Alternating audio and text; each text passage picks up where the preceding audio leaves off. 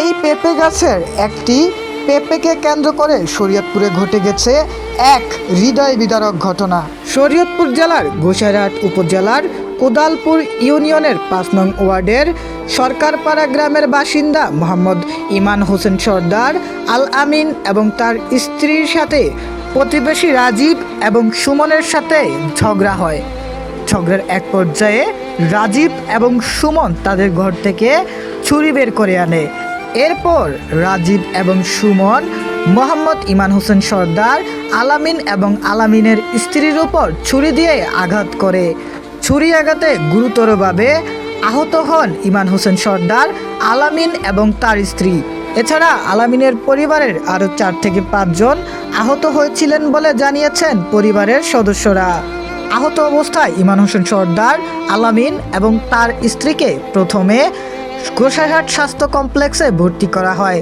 সেখান থেকে শরীয়তপুর সদর হাসপাতালে পাঠানো হয়। পরবর্তীতে তাদেরকে ঢাকা মেডিকেল কলেজে চিকিৎসার জন্য ভর্তি করা হয়। চিকিৎসাধীন অবস্থায় মোহাম্মদ ইমান হোসেন সর্দার মারা যান।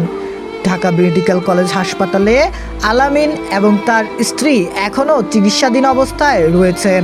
পরিবার সূত্রে জানা যায়, গত 5ই জুলাই আলামিনদের বাড়ির এক শিশু রাজীবদের বাড়ির শিশুর সাথে খেলা করতে গিয়েছিল। খেলা করতে গিয়ে রাজীবদের গাছের একটি পেঁপে আলামিনদের বাড়ির শিশু ছিঁড়ে ফেলে। এই পেঁপে ছিঁড়াকে কেন্দ্র করে তাদের মধ্যে ঝগড়া হয়। পরবর্তীতে তার জের ধরে বিকালে অভিযুক্ত রাজীব এবং সুমন এই ঘটনা ঘটায়। ঘটনার পর থেকেই অভিযুক্ত রাজীব এবং সুমন বাড়ি থেকে পালিয়ে যায়। এই ঘটনার পর গোসাইরহাট থানায় ভুক্তভোগীর পরিবার একটি সাধারণ দরখাস্ত করে। ইমান হোসেনের মৃত্যুর পর নিহতের পরিবার থেকে গোসাইরহাট থানায় একটি মামলা করা হয়েছে। পুলিশ অভিযুক্ত রাজীব এবং সুমনকে ধরার জন্য অভিযান চালিয়ে যাচ্ছে।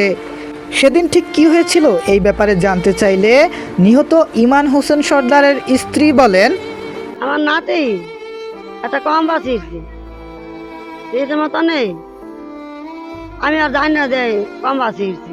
তাহলে ওই আবার শয়তানি করে পেয়েছি, তাহলে আর পুতেরা মারিয়েছে নাকি এই দুটো আমি কইতারি।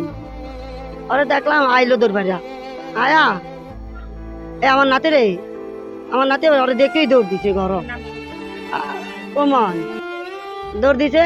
আমি আবার কই রাজীব আমার নাতি তোর দেখে ভালো লাগছে কইছে মতো নেই। হয় আবার আমার নাতির ঘরেই ঢুকে গেছি, ঘরে ঢুকিয়া দৌড়া আন্না আর রাজীবে আমার নাতির গলা গেদি ভাড়া ধরে লাগছে, ধরে ওই আচার দিয়েছি বার করে আন্না হীরা উপরে গেছে, উপর তো না হীরা গলা ভাড়া ধরিয়া হয় উঠেছে। আমি আবার সামনা দেখা আমি আবার কই রাজীব যে আমার নাতির কি মারি লাগবে, তোর আমি এলাকা দেখাইছি কই মারানি তোর হইলে থাবর দিছে একটা থাবর। আমি আবার হের গালটা ভাড়া থাবর দিছি কই নেই, ওরে যদি সাজে দেয় তাহলে একটা থাবর, আমি আবার একটা থাবর দিছে মতন আমার আবার দিয়ে আবার একটা থাবর পাইছে গড়িয়া তা দিছে পিজান দিছে মতন। আমার বউ আইছে, আমার বউরে দিয়ে একটা কোপ রাজীবী হীরা হে আবার আমাকে পিঠা ভাড়া থুইয়া হীরা আবার ওই সুমনের লই আইছে ডাকদা, সুমনের ডাকদা আন্না বড় ছুরি ইয়া লইয়া চ্যান লইয়া হে আবার বাড়িয়েছে, হে বাড়িছে ছুরিও হে আনছে আন্না দুজনে দুটি হাত লইয়া ওই সুমনের আর চাকাই দেয় ঘুরাইছে এই ইয়ারা চ্যানটা। আর ওই আবার এই একজনের আমার গা আলামিনের আমার স্বামী এই কোবান শুরু করে দিচ্ছে। কোবান মানে আমার পুঁতে গেছে দৌড়বাড়িয়া দৌড়মি, আমার স্বামী গেছে গা এই গর গাঁচা এই ওনা দিয়া এই পেঁয়াজ দেওয়া বাঁধতে। আমি আবার আমার বউরে লইয়া যাইতে লইছি গা, এরপর সে এই এই গাড়ি ছুটে গেছে বদলে যান মানে অর্ধেক যান লুকাইতে ফাঁসি চাই, এছাড়া আর কিছু নেই। এ ব্যাপারে আরও জানতে চাইলে নিহত ইমান সর্দারের মেয়ে আমাদেরকে বলেন, সকালের ঘটনা হচ্ছে ছোট বাইস্তা ওগো বাসায় পেঁপে গাছ থেকে একটা ছোট পেঁপে ছিঁড়ছে। নাসরিন ওগো বাসায় নাসরিন ছিল, নাসরিন আইসা বলছে যে তোর বাইস্তা পেঁপে ছিঁড়ছে কেন? আমরা বলছি ছোট পেঁপে ছিঁড়ছে, আমরা তো ঘরের বড় পেঁপে দিমু, তারপরেও তোরা এমন করিস না। পরে গেছে, যাওয়ার পরে বিকালের ঘটনা হচ্ছে রবল রাজীবের পোলারে মারছে নাকি করছে, ঝগড়া করছে। পরে রবল পলায় পড়ছে বাড়িতে, বাড়িতে আইসা মোবাইল দেখতেছে বিছনাতে শুয়ে শুয়ে। দেখার পরে রাজীব বাসায় আইসে পরে নাসরিনে বলছে যে আপনার পোলারে এরকম এরকম রবুলে মারছে। মারার পরে রাজীবে শুই না রবুলের কাছে আইছে। আসার পরে আমার মারে জিজ্ঞেস করলো যে রবুল কই? মাই বলছে তো রবুলে ঘরে, তো যদি মাইরা থুই আসে তাহলে ওর একটু শাসন করে যা। মায় তো আর জানতো না ওরে গলায় চাপ দিবে। রাজীবে ঘরে ঢুইকা ওরে শোয়া থেকে গলা চাপ দিয়ে উঠায়া গলা পারে দইরা উঠানে ফিক্কা মারছে। ফিক্কা মারার পরে আমার মাই ছিল সাথে। মাই বলছে আমার নাতিরে এমন করছিস কি লিগা? তোর নাতি বলে ভালা, ভালা হইলে তুই কিছু কষ্ট কি লিগা? মায়কে আমি তো জানি না তোর পোলারে মাই রাইছে।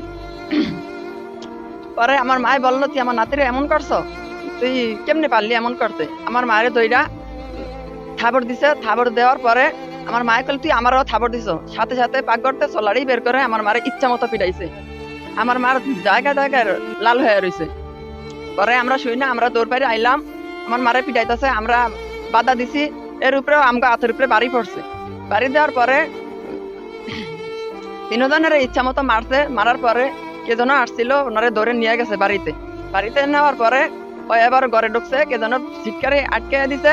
লিলফার নাকি উনি দরজা মেলে দিছে। মেলে দেওয়ার পর ছুরি নিয়ে আসার পথে আকবর হ্যাঁ ধরছে। ধরার পরে হ্যাঁ জাকি মারছে, মরে হ্যাঁ নদীতে পড়ে গেছে। নদীতে পড়ার পরে হ্যাঁ এদিকে আইসা পড়ছে। আসার পরে পাইছে আমার বাইরে ইয়া করছে। পরে আমার বাইরের পেটের ভিতরে আঘাত করছে। আর সুমনে ছুরি নিয়ে আসছে। পরে সবাই দেখতে, দেখার পরে দাঁড়ায় ছিল। মহানে বলছে কি সবাই সরে যা, ওরা ওরে কোবানো ইয়া করো। মহানে কইছে পরে লোক রাস্তায় ছিল, ওরা সবাই সরে গেছে। সরে যাওয়ার পরে ওরা আয়া কোবাইছে।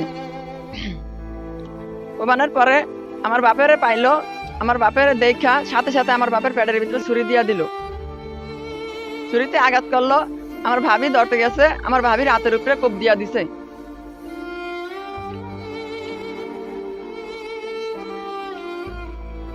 এই হয়েছে ঘটনা। ঘটনা হচ্ছে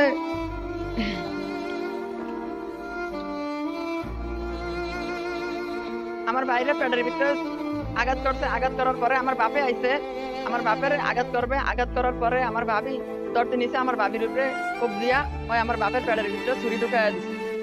ছুরি ঢুকাইয়া দেওয়ার পরে আমার মাথায় তেল ছিল না, যাই হোক আমি ধরতে পারি নাই।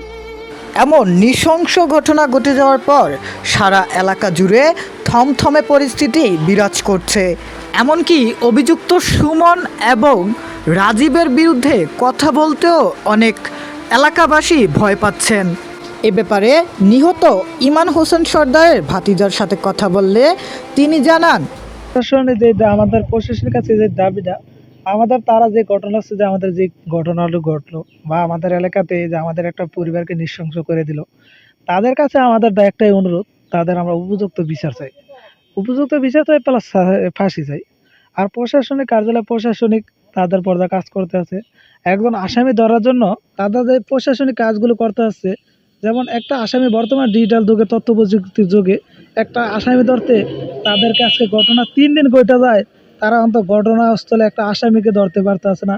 তাদের মধ্যে নিশ্চিত কোনো গাফিলতি আছে বা প্রশাসনিক কোনো ত্রুটি আছে, তাহলে একটা আসামি ধরতে এত সময় লাগার তো কোনো প্রয়োজন নাই। আর প্রশাসনিককে তারা আমার কাছে অকুল অনুরোধ, তারা যেন এটা সঠিক তদন্ত করে, আমরা সঠিক বিচারটা চাই। যেমন সব প্রশাসনিকের কাজ হচ্ছে কি, মানুষকে সেবা দেওয়া। সেবা তাদের মূল কাজ হচ্ছে সেবা দেওয়া। যদি আমরা তাদেরকে অনুরোধ, তাদেরকে আমরা যেন সেবা পাই, যেমন আমাদের যা তাদের কাছ থেকে যেন এমন কিছু পাই আমরা যেন প্রশাসনিক থেকে বা দ্বিমুখ হয়ে যাই বা প্রশাসনিক থেকে দূরে চলে যাই। যেমন আমাদের দেশে বাংলাদেশের সংবিধান অনুযায়ী সবাই আইন সবার জন্য সমান। আইনের পালাকে কোনো সময় যেন কোনো দ্বারে কম বেশি করা না হয়, এই আমার মূলত দাবি। আর যা সুমন, তিনি শুনছি যেন দেশ ছেড়ে চলে যাবে, তাদেরকে অনুরোধ, তারা যেন তাদেরকে সুস্থ বিচারে আওতায় আনে। তার ফ্যামিলি তাদেরকে উপযুক্ত শাস্তি দেব। রাজীব আর রাজীব ফ্যামিলি তাদেরকে উপযুক্ত শাস্তির ব্যবস্থা করুক, তাদেরকে উপযুক্ত ধরার ব্যবস্থা করুক। এটা আমার কাছে প্রশাসনিকের যেই প্রধান আমার দাবি। আর তাদের উপযুক্ত শাস্তি চাই প্লাস ফাঁসি চাই।